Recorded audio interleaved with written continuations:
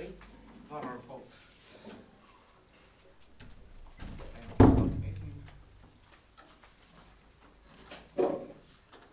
Okay, so my name is Thomas, and I'm going to be your chair. My preferred gender pronoun is probably he or they or whatever you'd like to call me. My reason I'll introduce myself, and then we'll go over the team names. My name is Rafiq. Preferred gender pronoun is he. My name is Steve. My preferred pronoun is he or they. I'm Kai, she or they. Oh, I'm talking. Okay, Chicago A. Who's speaking first? Catherine, preferred pronouns are she, her, hers. Okay. John, secretary. Okay. Opening opposition, NIBM A. Aditya, he. Gemma, she or they. And in closing government, we have IIT Bombay B. Who's speaking first? Daniel, Okay. And in closing opposition, Queensland A. Nick, he or they. Okay, thank you very much. And without further ado, I'd like to call the Prime Minister to open this debate. Hear, hear. Oh, yeah, sorry, we didn't give consent to be recorded, just for, no, sorry.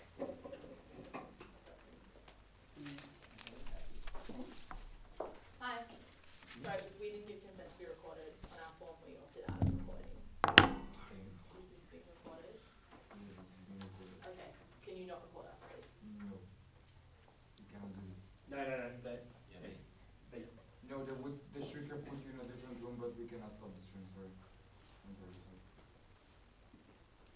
We have arranged with the tabulation, they should have not put you in this room if you opted out of recording, but they put you in here, I'm terribly sorry. Is there no The any way recording has to to go. interrupt the stream? No, I'm terribly sorry. But then there has to be some mistake because I know, but it's not on our side. Yeah, but I don't want to be. Right, but like for employment reasons, he cannot be recorded in a round.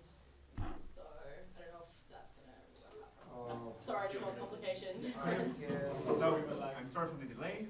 Sorry. Okay. I didn't expect that this would Clear be. things out. And Hopefully. Can we just unput the microphone and public camera physically? I would be okay with that, but it seems as though we're not. Yeah, we can cheat the system and cover it if we really have to, but you will be still, I guess, audibly recorded. So Thank you out. Yeah. I'm really sorry, but like. No. No.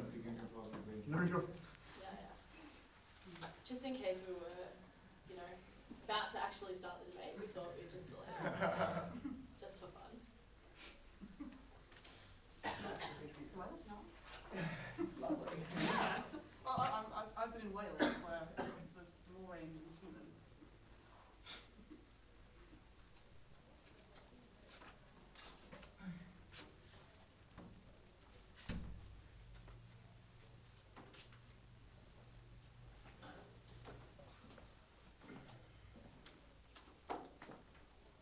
Are you one of the wings?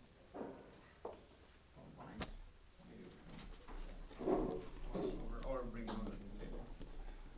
Thank you.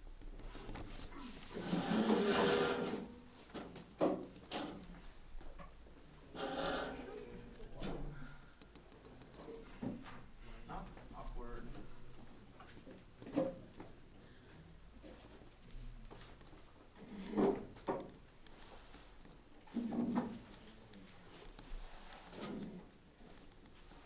I can probably do that, but I need to check because we really would like to have a whole day stream.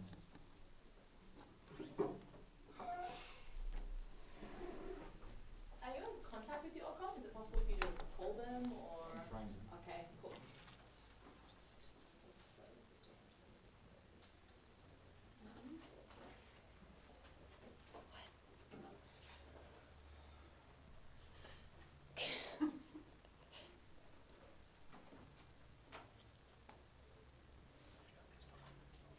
Yeah, no.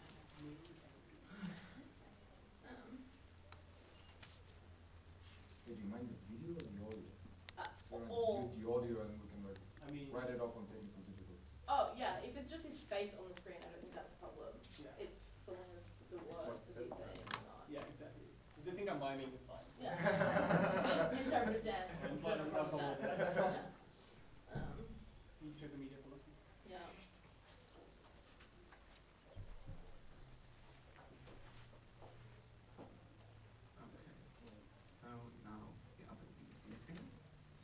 therefore, I'm going to decide this inside of a problem and look from outside. I do apologize deeply for the delay. No. It might be our fault. Probably productive.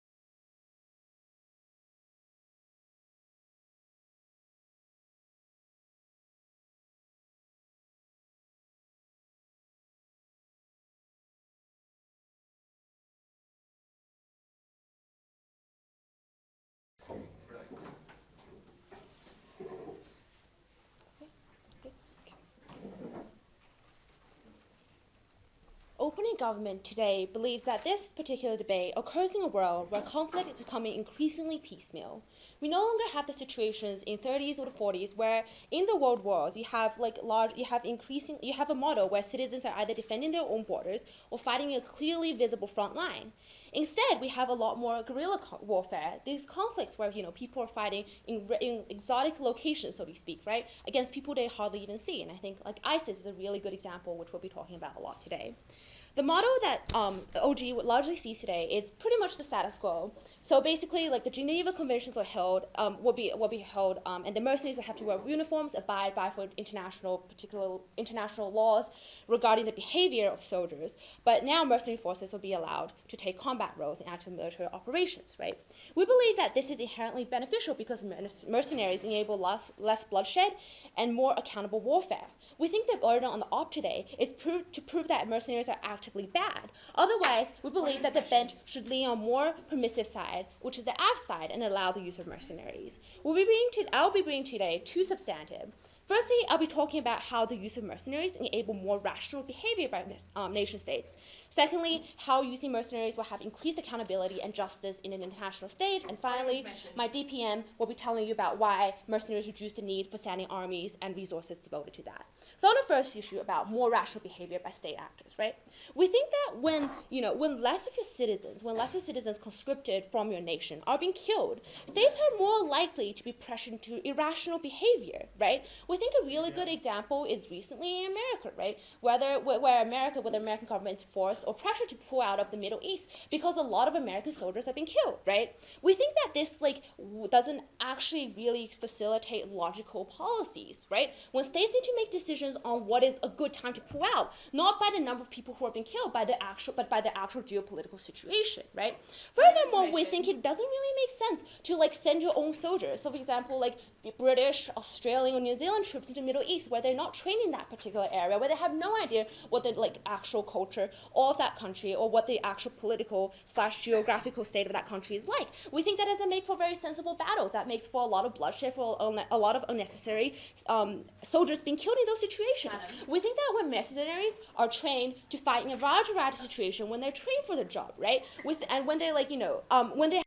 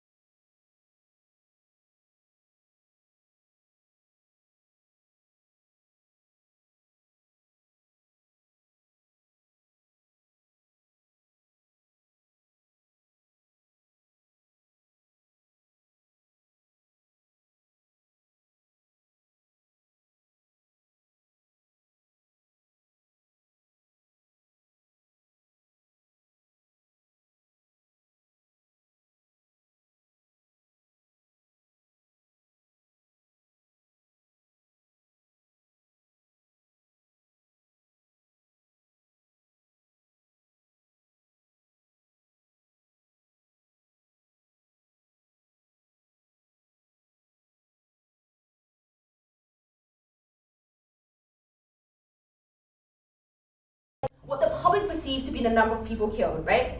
And this moves me on to my next point about how does it increase accountability, increase justice on the world stage when we have mercenaries, right? We think currently the majority of armies are conscripts, right? And we think mercenaries are actually better behaved than conscripts. And why is that? We think that when you make a living from like fighting in wars, you have an interest in continuing your occupation, right? It's like the same for any occupation. You have an interest in continuing that particular line of work because like it could be what you're good at, it pays well, right? We think that like when you have companies, when you have mercenaries who are paid on like a financial basis, it's a purely contractual relationship. So you don't have situations, right, where you don't have obligations to protect mercenaries above and beyond the legal requirements between like an employer and an employee, right? Why is that important? Because like what is happening right now is that like when countries are actually incentivized to protect their soldiers above and beyond these legal conventions, which is why a lot of war crimes don't get tried in the International Court of Justice, right? Because countries want to protect their nations, whether that's because like, you know, it's probably good policy to protect their national citizens, or because of like domestic politics, right? Where like other citizens in the country are pressuring you to like stop, you know, our boys or stop these particular soldiers from being persecuted despite them having committed a war crime, right? When you are like, you know, working for a mercenary, we think that the company doesn't have like an interest in like protecting you from like, you know, the International Court of Justice. In fact, we think that if countries abide by the Geneva Convention, right, there won't be like actually using a mercenary that protects such particular or harbors such particular mercenaries that don't obey, right? Why is this important? Like I said, like we think that conflict involves a lot of senseless bloodshed and violence currently, right? And that's probably because of the ideology that I talked about before, but also because like people know they can kind of get away with war crimes, right? Because they know that countries will protect them. We think that when you have mercenaries, when you have a company with a financial incentive, they are more able, like, you know, you have more of opportunity to try these people who have committed war crimes. You create more accountable behavior, and because we think this is good, we create better warfare, more accountable warfare. We're very proud to propose.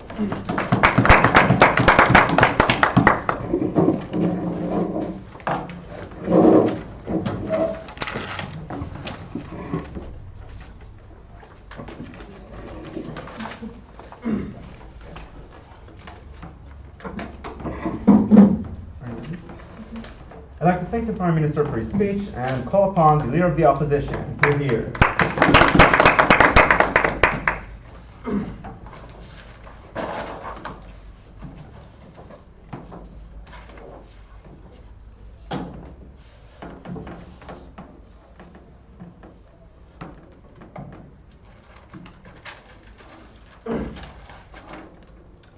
We think a world in which large private corporations whose renewal of contracts depends solely on the conflicts they engage in being protracted for as long as possible is a bad idea for conflicts around the world. It allows large states who have money to enter into wars, but often don't have either political or public support because of the ethical consideration of the war that they're engaging in, to engage in these hyper-nationalist wars for resources of political influence. We think that's a bad world, a world we ought not want to live in. I'm going to talk to you about two things. I'm going to talk to you about, firstly, when and why do countries actually employ PMCs, right? Is it only a cost metric, or is there other reasons why countries are encouraged to employ PMCs? Secondly, I'm going to talk to you about accountability and what it does to accountability in terms of both entering these wars and then continuing within these wars and the way that these wars are fought. And thirdly, I'm going to talk to you about the specifics of PMCs and the people they hire and the way that these contracts are made and why they're terribly bad in general, right? All rebuttals will be integrated, but a few things that stick up. The first thing that she says is that we'll apply the same laws to PMCs as applied to all other soldiers, right? They're going to be in uniform. All laws will apply to them. Which begs the question: what will be the incentive for countries to hire these PMCs in the first place if all the inhibitions and regulations of normal soldiers apply to these people as well? That's an important question. But the second thing that she says is you're far more likely to engage in irrational pullouts when you're engaging your own soldiers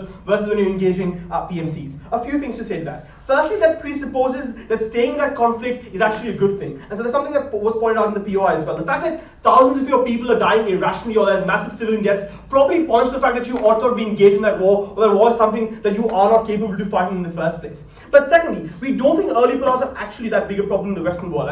Case in point, Obama still having forces in Iraq and Afghanistan, despite running on a campaign promise of removing these forces 8 years after his presidential campaign, has not been able to do that because of the fear of the American populace of having an early pullout to begin with. But lastly, she says, companies are better at making decisions when it comes to the safety of their employees, and PMCs are far more likely to be careful regarding their employees. A few things to say to that. Firstly, the people controlling power within PMCs aren't ordinary soldiers. These are like shareholders or large corporate owners whose only incentive is to ensure that they make profits. But secondly, if it is true that you want to care about your employees and employees only, you're far more likely to shoot first. You're far more likely to be more aggressive in the war to ensure that less of your people die. If the only calculus that you think about is more people dying means more economic loss, you're far more likely to be more aggressive or overprotective with regard to the people that you employ. We think that's a bad thing in the kind of wars that you fight. When and why do countries actually employ PMCs, Mrs. Speaker? And there are a few things to say to that. We do not think cost is actually a factor when countries employ PMCs. The point being that PMCs are actually more expensive than hiring ordinary soldiers. Why is that the case? Firstly, obviously because there are profit margins involved, right? Armies don't need to make profits on their operations. PMCs do, which means PMCs often charge a higher premium than it would probably cost you to hire your own soldiers. Secondly, PMCs are usually monopolies, right? They aren't large consumer staple companies going around selling like active war efforts. So these are usually only few companies who have large contracts. Like case in point being Blackwater, being hired by both the UK and the US for the largest operations in Iraq and Afghanistan, right? This points to a few things. The first thing is, if it is true that you have enough money to fight the war, but you are hiring your own soldiers but employing a PMC, that probably says something about the ethical nature of the war that you're fighting in, right? Like that you can give money to your own soldiers, but people in your country aren't willing to put their lives at stake to fight for that war, probably indicates there are some massive ethical considerations when it comes to fighting that war in the first place. That's the one instance I can think of in which having the equal amount of money, you would hire PMC, which is more expensive than hire your own people, or people in your country aren't willing to fight for you in the first place. Or secondly, it could be an instance where you want to dodge accountability as a state. When you want to engage in certain actions, but want to have a veneer of plausible deniability, or be able to reject and say that it wasn't actually your fault, it was the X incorporated PMC that we hired, whose fault it was. We think both these instances point to instances where you ought not engage in these wars, which are massive problems regarding accountability. So what does it actually do to the nature of conflicts, Mr. Speaker, in terms of accountability? The first thing is, in terms of entering these wars, it reduces the barriers to wars massively within these countries for a few reasons. The first thing is, you do not need to convince your populace of engaging in that war in the first place, as long as you have the economic resources to engage in that war. We think public opinion and public debate about the loss of lives of people of your own country is an extremely important check and balance when it comes to engaging and threatening the lives of people in other states, engaging in protracted long wars which have massive loss of life for people who don't know you, or people who have nothing to do with these conflicts. Sending your people in to engage in these conflicts is something that ought to be debated within your nation, something that you lose at the point in which people within your own country aren't actually involved in that to begin with. But secondly, even when it comes to having accountability during that war, right, a loss of life, for example, or the way that war is fought, is far less likely when PMCs are engaged in that war, for a couple of reasons. Firstly, the fact that public debate only happens in instances when you lose one of your loved ones in that war, right? The reason why there's massive debate about pulling out of Iraq and Afghanistan isn't because of how much the war actually cost. It's because people on the ground lost their brothers, lost thousands of US soldiers who died in that war. That's the kind of personal connection with the large populace that engages and continuous debate during the conflict about the way that this conflict is being fought, about the nature of that conflict and whether we want to remain in that conflict for a long time. It reignites debate every half a year or every year about whether or not we ought to be fighting that war in the first place. We think that's exceptionally important in order to ensure that people who are at the head of the conflict have a personal investment into that conflict to begin with. But second, in terms of media coverage, we think media coverage is far less likely from large Western media institutions when Western people's lives aren't involved. And people don't want to watch news about random private military contractors dying in Iraq and Afghanistan. There's far less incentive for these companies to broadcast these things and have any focus on the nature of these operations. Yes? Right. In states that have strained relations with the West, or where the West cannot deploy troops because of lack of political capital, how are you going to fight wars? That's brilliant. My second speaker is going to talk to you about why it's probably far worse for the Western world to send in private military contractors to fight these wars instead of investing their own people or their own uniforms, while the reception of those wars are far worse in that instance, right? But let's talk about, so why do private military contractors have the same kind of accountability? For a few reasons. The first thing is large companies like Blackwater are usually not transparent, or they can usually blame the states that they were engaged in, or they have no account, or the broader geopolitical arena has no ways to control their actions. But secondly, these companies often change their names. Blackwater's changed their names 4 times in the last 12 years. They keep incorporating under different names or different shareholders. There's no continuity or historical remembrance of the fact that they did this thing because they're a new corporation under a new owner. They have no long-lasting accountability that states usually actually do. Lastly, how does it change the way that these wars are fought? The first thing to say is PMCs can do things that countries often cannot do because of the reasons I talked to you about, right? They're often diplomatic pressures. The fact that people remember the actions that you engage in is something that PMCs do not have. It means they can engage in more egregious violations of human rights. They can engage in more aggressive tactics of war where more civilians die because they have far less accountability or far less number of people to answer to in the first place. But secondly, PMCs have a terrible incentive to prolong wars with Sicily. Their contracts are often either time-based or reconstruction-based, meaning that they can only renew their contracts if the war continues to happen, meaning that PMCs have an incentive to ensure the war happens for a longer time, or based on reconstruction, where their incentives to destroy as much shit as is possible so they can get recontracted for a reconstruction project 10 years down the line where they can build more stuff. Because they make these wars more egregious and reduce the accountability that states ought to have in fighting these wars, we're exceptionally proud to oppose.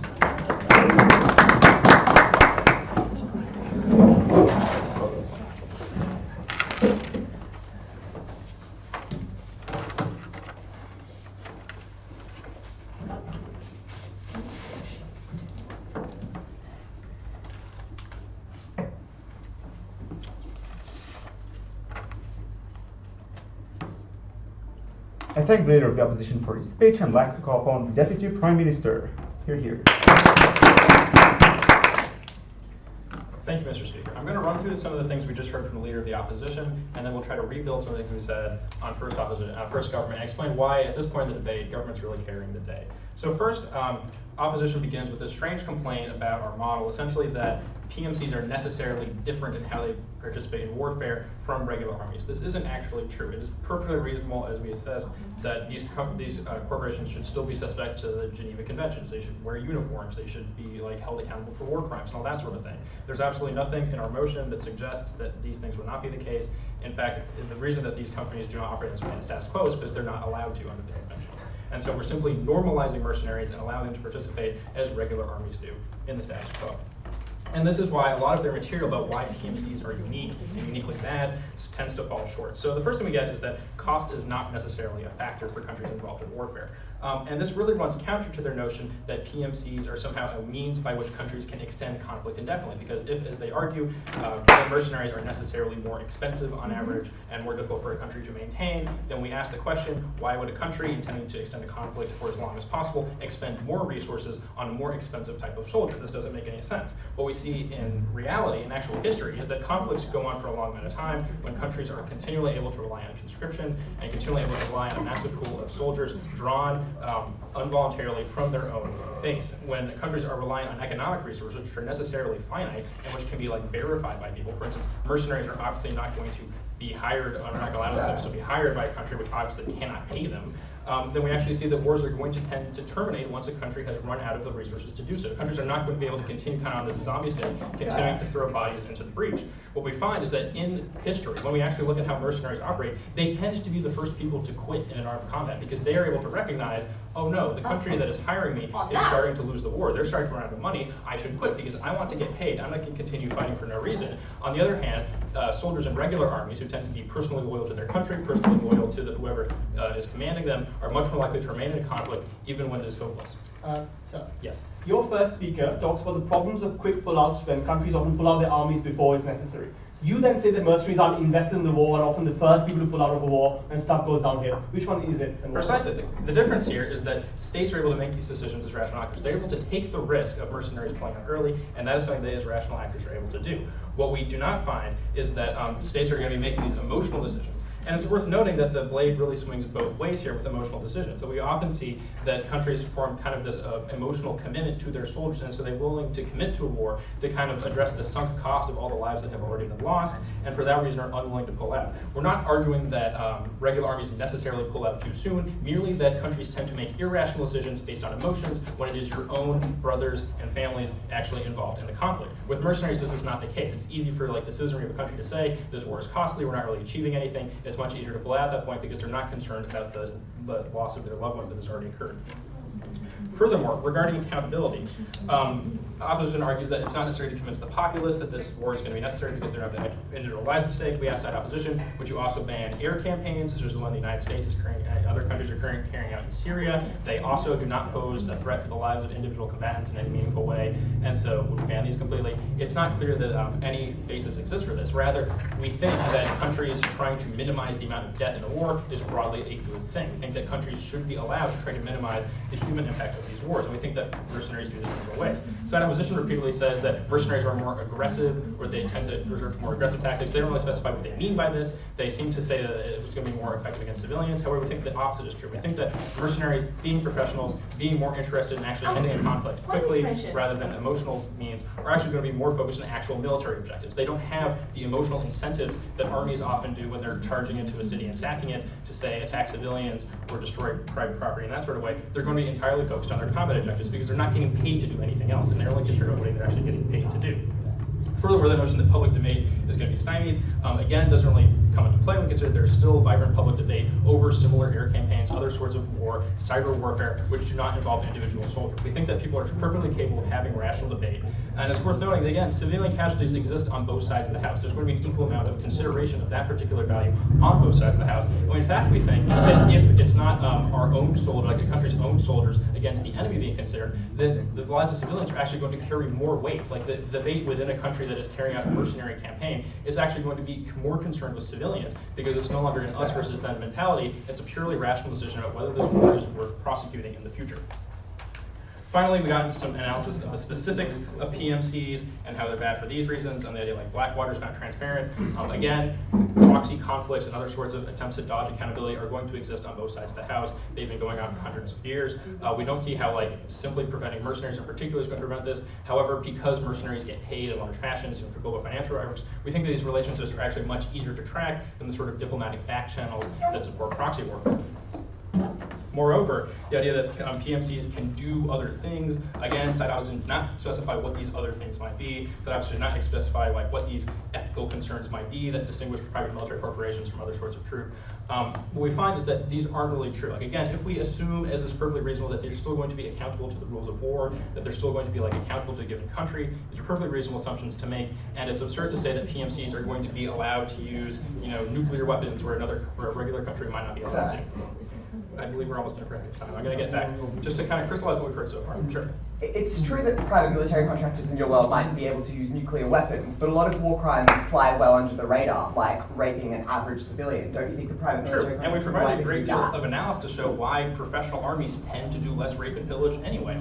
Mercenaries are the ultimate professional soldiers. They're only concerned with their actual objectives. Underpaid conscripts tend to do things like rape and pillage because that's how they get some kind of compensation for the war, because they're not actually concerned with combat objectives. They're simply being forced into it, and so they're more likely to turn to law officers. We see this again throughout history. Mercenaries tend to just go home once the conflict is ended, whereas conscripted armies, regular armies, tend to be the ones willing to rape and pillage. And to summarize here, we think there's a great deal of accountability that exists when countries no longer have to maintain standing armies. We think this is very beneficial, obviously, to the individual countries who no longer have to maintain this massive military-industrial complex to participate in war, but we also think it's beneficial for international relations. When countries no longer have to maintain a military-industrial complex in order to ensure their defense going into the future, and they can rely on the fact that they can hire mercenaries once a war becomes imminent, this provides all sorts of benefits to international relations because we no longer have these pre-World War I international relations situations where countries are maintaining large standing armies to worry about a standing conflict. These sorts of situations often tend to lead to conflict in and of themselves. When countries can rely on mercenaries as kind of a stopgap solution to defend themselves in times of conflict, then we no longer have this necessary reason. For all these reasons, we're very proud of those.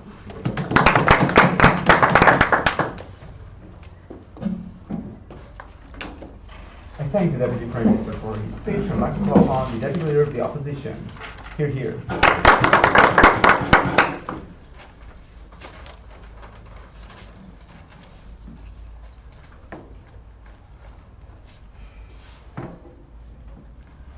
Well, Mr. Speaker, obviously I was enrolled in a different history class than that of the opening government because from what I understand, history doesn't reflect positively, as they would describe, on the activities of mercenaries who apparently act incredibly professionally in war zones and leave and pack up shop as soon as the war comes to its natural completion.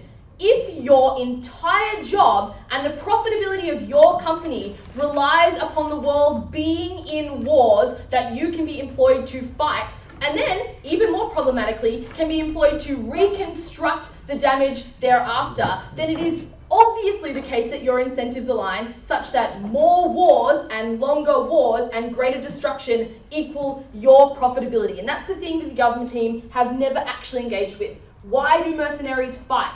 And here's the second criticism I want to levy. Their case relies upon them saying mercenaries act in different ways in war zones that lead to more efficient outcomes. But at the same time, they've wanted to say that mercenaries are no different in terms of the way we regulate their behaviour, in terms of the amount of accountability they face, in terms of the decisions that they undertake.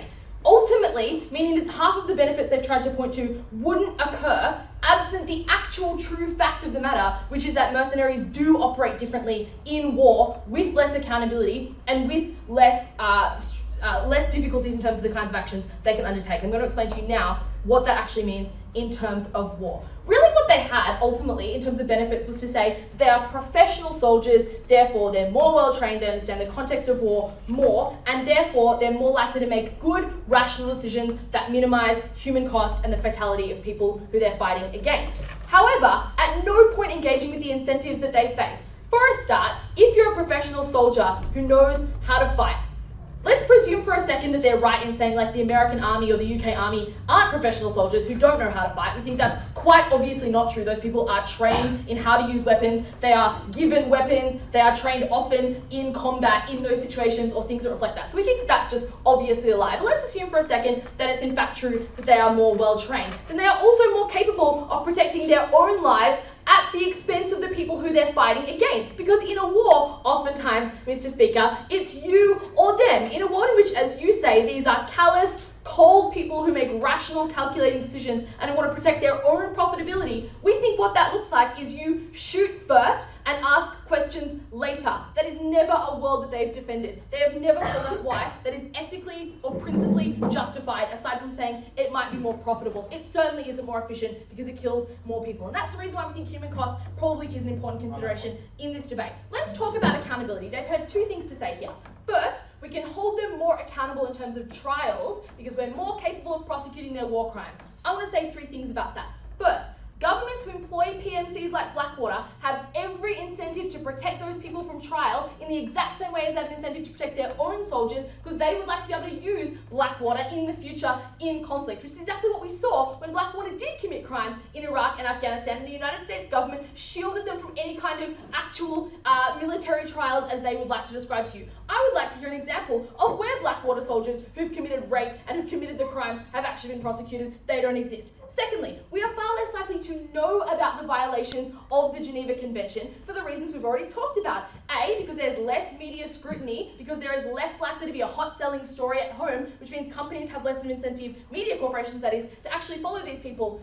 B, because Blackwater is more capable of stopping media scrutiny over its operations and more likely to operate clandestinely because it can break down and act in a non-state fashion as they've described, meaning it's harder to keep them accountable. And thirdly, because a lot of the information we actually have about war comes from soldiers who come home to the United States and then reflect on the experiences that they actually had in war and tell us how bad those things were. It is very, very unlikely that you get that same transition of information at the point in which you remove national soldiers who have considerations of ethics and protecting other people as distinct from protecting their own profitability. So the suggestion these people are more accountable or we're more capable of trying them in the instance where they violate the rights, sovereignty, lives of other people, we think is absolutely foolish. We think the exact reason why governments spend money, a far more significant amount of money than they ever would in improving training for their own soldiers, in hiring more soldiers. The reason they spend that money on PMCs is precisely to avoid the accountability that these guys have talked about. So in order for their mechanism to do anything, PMCs must be able to operate in a way that is different than the way that national armies operate. Otherwise, ultimately, governments wouldn't employ them and you would never get the benefits that they presume they will get on their side of the house. We think that's very, very problematic. I want to move on now to talk about why we are principally opposed and have a huge problem with privatising war and why we think that leads to a difference in the types of wars that are fought. Because at no point has anybody on the government bench actually told us what world they want to live in. They tell us they're afraid of fast pullouts, then they tell us they would prefer people to pull out fast because often that's more rational. We don't know what kind of wars they like, but we know on our side what kind of wars we don't like and why they're going to cause them. I'm going to tell you that just now. Go for it. Do you believe that some wars are necessary? Yes, absolutely. We generally think that wars are necessary and the wars that are necessary, you'll be capable of recruiting an army to fight them. And let's talk about why that's the case. It's interesting that the final thing we hear from the previous speaker is countries need to be able to defend themselves. All defensive wars in the history of the world generally don't have a problem with actually getting people to sign up and fight in a war. Because if your actual physical territory is under threat, your people will fight and risk their lives, and that is not the circumstance in which you hire mercenaries. The kinds of wars where mercenaries are hired are wars that take place not on your soil, where there is no direct threat to your people, where you can view them in a purely financial term. And what do? They necessarily accept that state of affairs. They say, war is financial. We should assess the costs financially and the benefits financially. The necessary corollary of that, as we've already spoken about, is that you care less about human life. We think that's well and truly proven already on our side. But more to the point, the corollary of that is that you're more likely to engage in resource-based wars, because you've basically said it's acceptable to view war and human life in terms of the amount of money that you gain or lose as a result of it. Which means instead of getting wars where you actually defend the rights of people who are being oppressed by their governments, or defend your own territory from attack by hostile governments or hostile non-state actors, you are much more likely to engage in wars where you invade other countries to seek resources, which we've already seen is a growing trend in terms of the way the United States has operated in the Middle East. The only reason it was capable of prolonging those resource-based wars is because it could defer much of its activity to private military contractors, because people in the United States would not be willing to sign up and risk their lives for wars that didn't directly threaten themselves or the lives of people who they were actually attempting to protect. So we agree, some wars are necessary, but those are not the wars that private military contractors facilitate. We think you create more war, we think you create longer and more destructive war, and you sacrifice a huge number of human lives. We proudly oppose.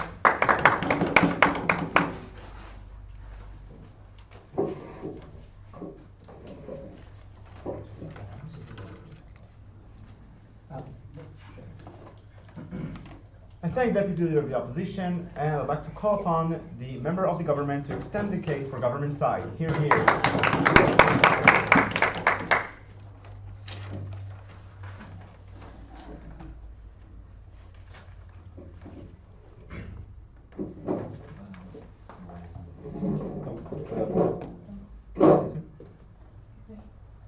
think the wire disconnected again. So it's the USB wire, so I guess. And then reconnect it. No, just sit. I'm running on a different mic now.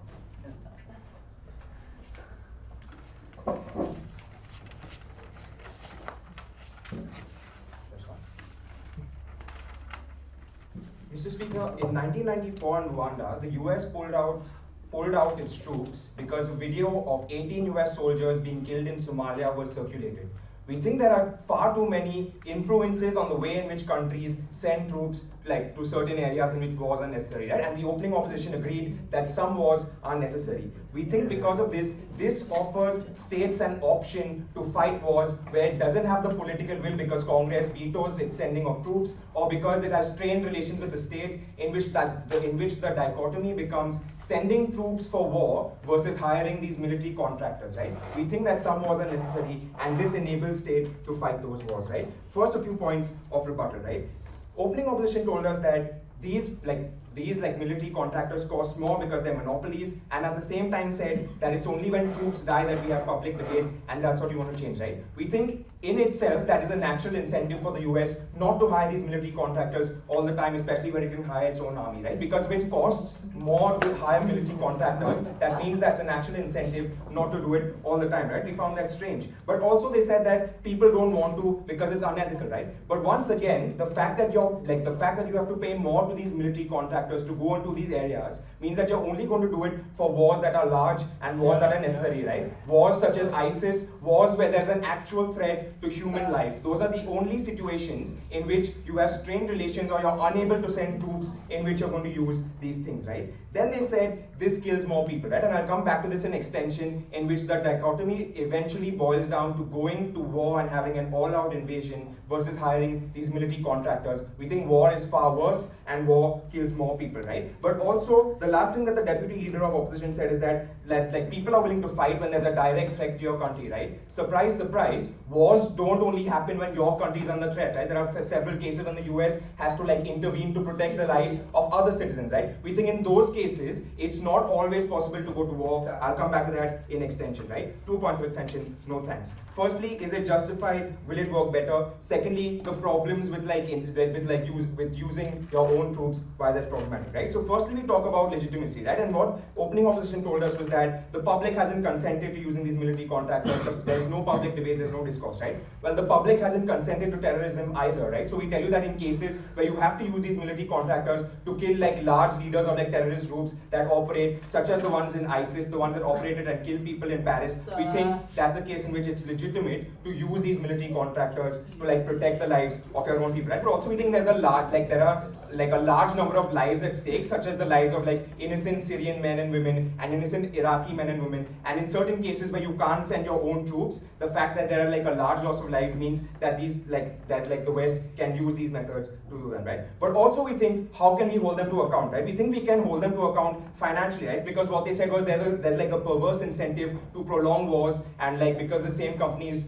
because like the same military contractors then operate under reconstruction, right? Two responses to that. We think firstly you can always like those harms are mitigatory, right? You can always offer them contracts where the sooner they finish with like their allotted mission, the more you pay them, which creates a natural incentive to finish the war fast and not linger along for years to get new contracts. But secondly, we tell you that like Blackwater is not the one that engages in like reconstruction activities, right? It's often NGOs, it's often the UN. The same corporations are not involved in reconstruction. Blackwater does not like build schools and hospitals. That's why we tell you that those perverse incentives don't exist, right? But also we tell you that mercenaries very often are like trained killers and trained soldiers who are able to go out and like carry out these operations. Right? We often tell you that like the fact that you're using Iraqi soldiers who are often untrained or unprofessional or don't have the best tactical knowledge or specialist skills to carry out these operations means that those wars are prolonged, right? Simply because like the fact that you're saying that you're going to use your own troops does not mean that the war becomes shorter or the war becomes more effective. We think if your criteria is the loss of lives, then like mercenaries are a better option because they're always like highly trained and highly skilled, right? Before I go on, I'll take you, yeah. So your solution is let's contract in finishing the war quickly. How do you think a private military contractor who wants to make that profit would try to finish the war quickly? Like, what do you think they're going to do? Right, okay. We tell you there are several ways in which you can hold them to account. Like Blackwater has an incentive to carry out the war in the most effective way possible and the quickest way possible and kill only its targets because it has an incentive to be perceived as an organization that like carries out only its mission and doesn't like bomb civilians. We think that's a pretty damn good incentive like for Blackwater to be accountable and Blackwater to be efficient in the way it does this, right? But we want a world where states have the option of using these contractors where like it's not possible to deploy troops. That will bring me to my second point of extension, that the problems with armies currently, right? We tell you that often deploying your own troops in areas where you need to intervene, no thanks, is long and drawn out and there's a huge economic cost to it, right? There's like trillions of dollars being spent, but also like people in the West, like American citizens don't often see change, right? They don't often see the lives in Syria changing or any change in Syria occurring. So which means that current economic conditions means that they often lobby the government to like invest money more on things like the economy, more on creating jobs, because those are the things that people actually see, and that's why the government has an incentive to focus more on those areas than deploying troops in places like Afghanistan, places like Syria, right? That's how we tell you it's problematic, because you can't deploy troops in these areas, right? But like this debate happens in worlds where oftentimes the West doesn't have good relations with these states, which means sending troops would often mean an all-out invasion because it like impinges on the sovereignty of that state. No thanks, I won't take you. It impinges on the sovereignty of that state, which means the dichotomy now becomes hiring these military contractors versus going to an all-out invasion where you have to actually impede the sovereignty of that state. We think that kills more lives, that harms more civilians, because now you want to end the war sooner because your people at home are lobbying the government to withdraw troops and invest money elsewhere where they can actually see change, right? But lastly, we tell you the media influence is far too great, and I pointed you the example of Rwanda, where media influence on how many trillions of dollars the government is spending when there are no jobs and the economy is such a bad state means that there's an asymmetry of information where people essentially want the government to invest in areas where they can actually see change, right? We think all of these factors means that there are problems with armies currently. We think that's relevant and it's important in this debate because we tell you that there are cases where wars are necessary. There are cases where the government needs to intervene, but it can't do that because you aren't able to deploy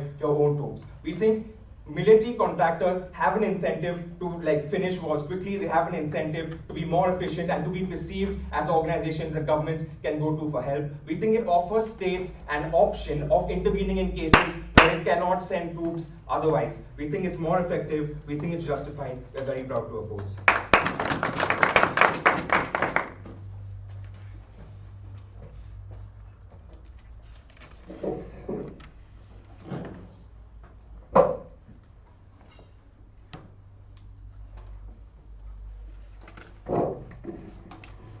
thank the member of the government. I'd like to call upon the member for the opposition.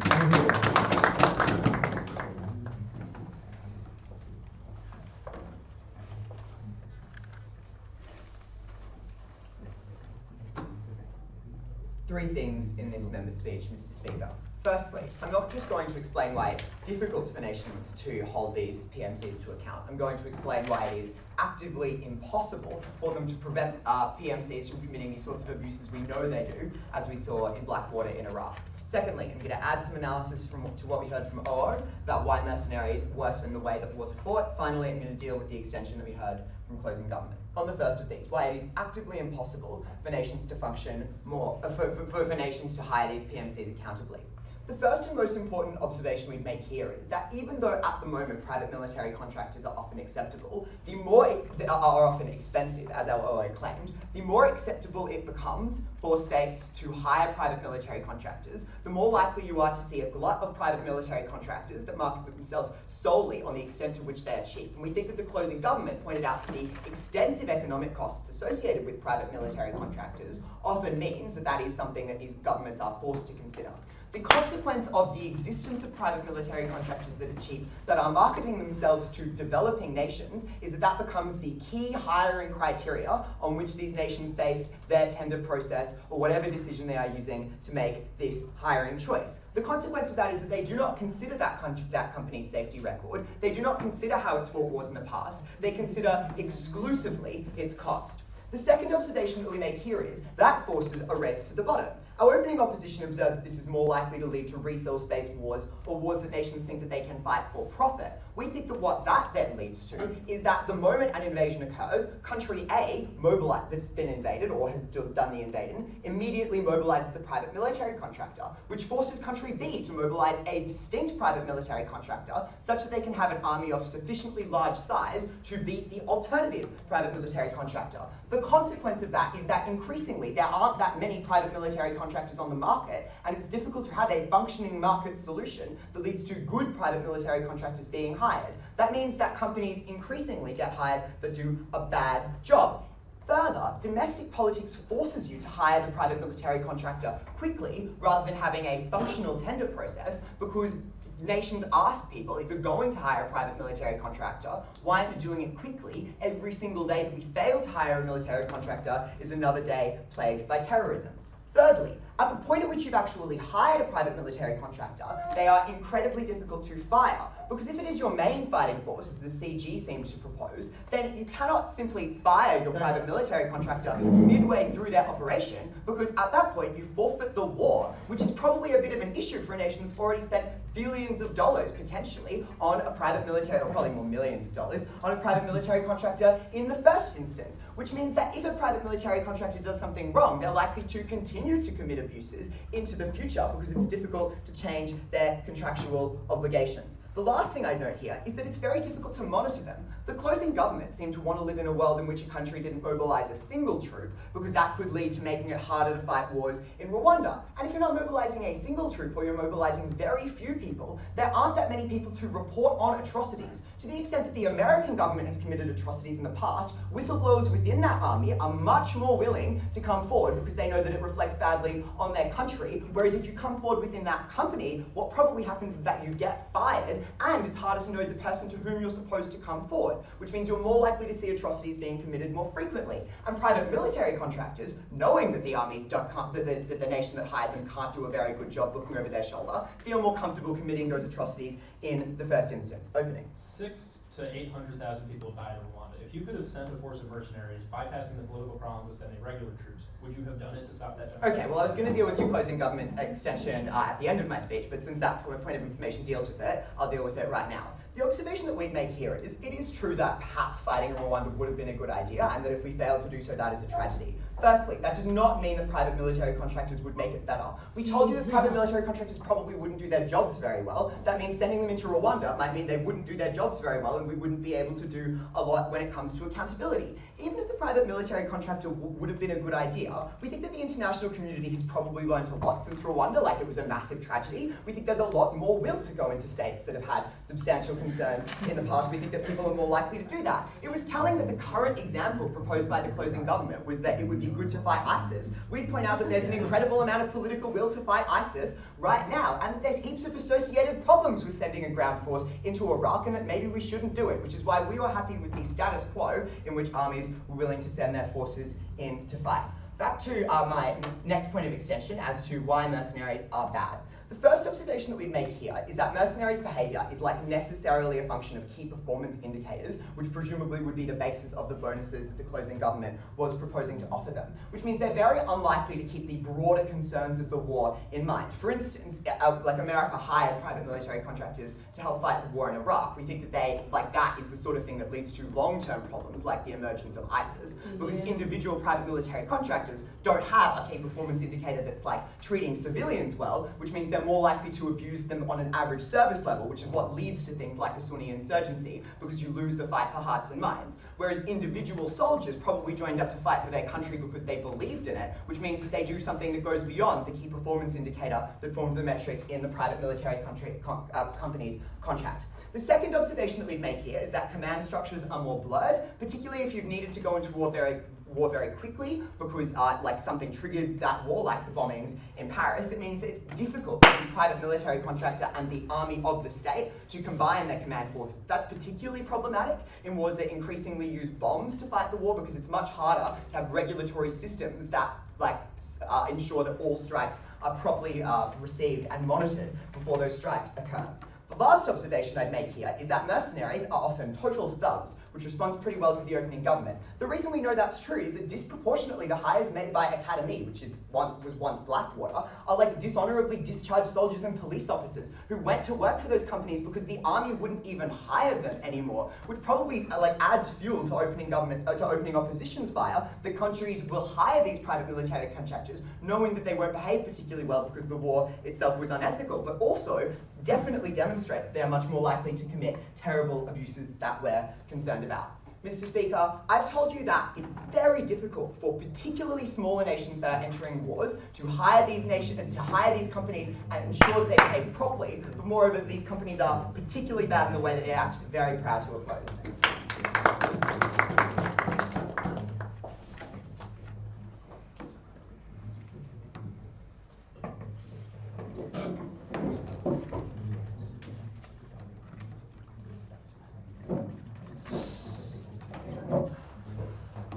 I thank the member of the opposition. I'd like to call upon the government whip. Hear, hear.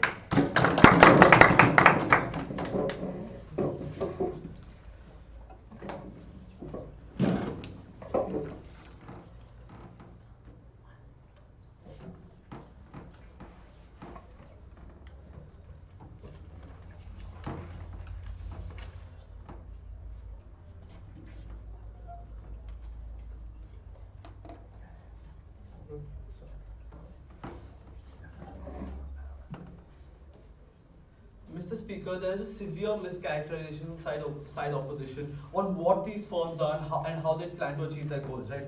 First and foremost, the stance coming from side closing opposition is this: that because these are mercenaries, that they are unlikely to consider safety and effectiveness. We tell you that like other firms, what determines the quality of what determines the ability of you to get hired or the popularity of your service is not merely the factor of cost, but also the quality of the service that you're providing. The fact remains that if you have to consider a firm to be successful, you are going and if you want their service, you're going to look at a variety of factors before you actually indulge in utilizing the service, and not just the cost. Considering that we are talking about states that are intervening based on humanitarian grounds, these are the states in the West. These are the states that are intervening because they feel like there is either an impingement of democracy or the civil liberties of people. These are the kind of states that are likely to care about the humanitarian aspect.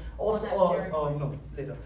These are the kind of states that are likely to care a lot more about the kind of wars that they're intervening in. We tell you that that it is in the interest of these firms in order to achieve their goals and achieve it well, because in the future their ability to get hired will always depend on their ability to achieve the goal and achieve it well. Onto their on the case from side opening opposition, what we have gotten are two things, right? One, the idea of accountability, and the idea of ethical considerations. Their idea of contracts, we tell you that it is much easier, it is much more in the interest of the state to actually have impose contracts that are time-based, that are goal-based, because as a state, when you hire these firms, what you do want to see is the mission being achieved. What you're always going to be interested in is ensuring that the goal that you've set out for these firms is achieved, and that is what you're going to be interested in. It is always in the interest of your state in order to ensure that this mission is achieved, and is achieved within the kind of time frame that you would deem to be acceptable. Their idea of reconstruction activities, we tell you that often reconstruction within these states and the kind of aid that they're looking to provide comes through the UN, comes through NGOs. These are the kind of bodies that engage in reconstruction, not the firms that they have a problem with. Considering that these firms, their characterization of firms is only in terms of profitability. We tell you that these firms, because there are firms that tend to look towards the long term and are not interested and want to sustain themselves in terms of the quality of service that they're providing, they're more likely to look upon these other factors in order to ensure that states hire them in the future, because that's in their own long-term interest. Their idea of public debate as a measure of whether troops should be hired. We appreciate public debate and understand that it's a necessary component of a democracy. But what we do tell you is that what public debate ensures is that decisions aren't taken on time, and this is problematic in terms of you garnering political will. Yes, I'll take closing. How do you set goals for the private military contractors, given there's no counterfactual to what an alternative army would have done that you can compare those goals against? So that is our extension. That is part of our extension from side closing government, right? What we did tell you is that considering talk to you about is the importance of leaders of leaders within the countries that are planning to intervene in. A very reasonable goal for you to set to a firm would be the assassination of killing of these leaders, because of the kind of power that these leaders have within these institutions. Like the moment a particular leader of an institution dies, we tell you that the movement tends to disintegrate, because these are the leaders that rally troops. These are the leaders that people look up to, and minus these leaders, the movement itself disintegrates. What we are looking to hire these people for are these timely tactical strikes in order to kill the leaders who are most effective in rallying these troops. Also the idea of personal investment of people and media within these wars. We tell you that this is a very irrational measure of people engaging in wars to begin with, because because the attention of people in media upon wars depends largely upon the last war that was fought, and the impression that leaves on them. That this is never a good gauge, because never a good gauge on whether war should be fought, because the people in media are never able to ascertain the kind of political paradigms that exist, or the necessity for a particular intervention, especially when they're not affected directly by it, right? Like their idea of the necessity for a direct threat. As my members already told you, that there are several reasons why you would fight a war even though there is no direct threat. Like one being the idea that there's despotic leaders that are infringing on civil liberties. Two, the idea that you have to protect your allies that you are engaged with. We tell you that all of these people in media within the country will never be able to relate to the political nature of intervening in a particular country through the kind of firms that we're talking about. the reason this is particularly important is our extension from side closing government. What we have told you is that there are several circumstances under which using mercenaries is the only way in which you can intervene in countries. What we've told you is that often there is a lack of political will in order to engage in particular wars, either for economic reasons, or often it's just because people aren't willing to go to war immediately. Even though there are legitimate reasons, we do concede that people will be able to recognize these legitimate reasons in order to go to war. The problem we have is the kind of time that such decisions take. What opposition stands for is the willingness to sacrifice 800,000 lives in Rwanda before we actually go ahead and intervene in whatever capacity we can. What we stand for is the kind of timely intervention and stopping of considering that there's a dichotomy between a full-blown war and intervening with mercenaries. We tell you that we prefer the latter, and so we're proud to propose.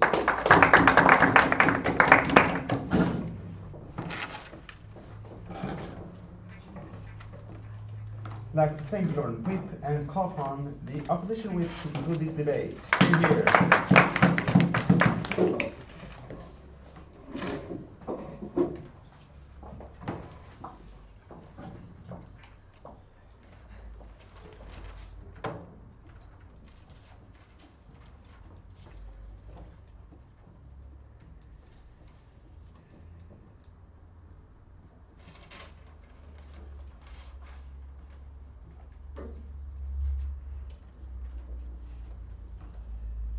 Mr. Speaker, closing government wanted to talk about private military contractors as a convenient and easy solution for the wealthy and functional nation looking to outsource its charity and humanitarian work to a third party overseas.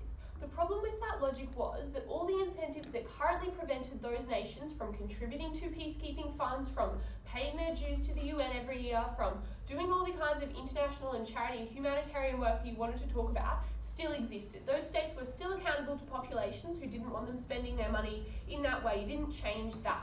What you did was you introduced a mechanism by which states whose incentive to go into a conflict overwhelmed their capacity and overwhelmed public will not to do so, were still able to engage in that conflict by simply buying themselves the killing power that they needed. That meant that your private military contractors, far from being used for humanitarian purposes and from charity purposes, would be used in vindictive conflicts, would be used in invasions, would be used to prolong wars which benefited governments to the detriment of their citizens and for which they didn't have the capacities or the public support. I'm going to talk about a couple of issues in this speech. Firstly, on governmental decision making and whether private military contractors improve that, speaking specifically also about the extension we were brought about international assistance and interventions, and then I'm going to talk about whether mercenaries, generally speaking, will behave better in conflicts and what those conflicts will look like. So firstly, on governmental decision making, opening government wanted to tell us that governments pull out too early from conflicts and that they're not appropriately making decisions in conflict situations.